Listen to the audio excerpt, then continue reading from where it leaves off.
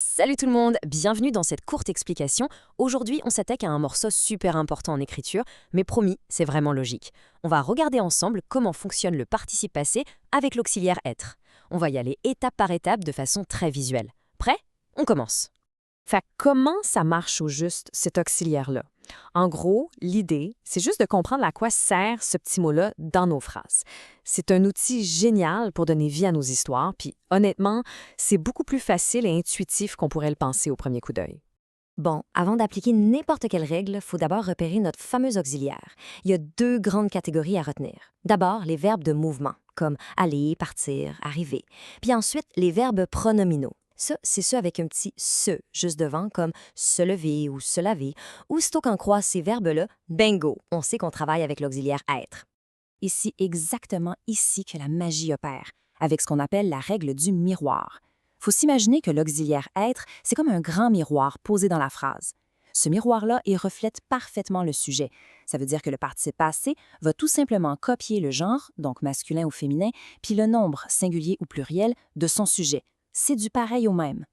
Regardons ce reflet-là d'un peu plus près. Avec le sujet « il » qui est masculin singulier, le mot tombé prend juste un petit « et », tout simple. Mais si le sujet devient « elle », le miroir fait son travail et ajoute un « e » à partie. Au pluriel, c'est la même logique, tout simplement. Ils sont descendus, on rajoute un S, puis elles sont montées, là on prend le E du féminin, suivi du S du pluriel, c'est pas plus compliqué que ça. Rendons ça encore plus concret avec un bout de texte sur la fameuse légende du lac Poenegamook. On a la phrase « Le soleil est descendu lentement derrière les montagnes ». Notre sujet ici, c'est « le soleil ». Masculin singulier, n'est-ce pas? Le miroir de l'auxiliaire « est » vient refléter tout ça directement sur le mot « descendu ». Il n'y a aucune lettre de plus à rajouter. Un autre super bon exemple tiré du même texte, c'est « Thomas est resté là ».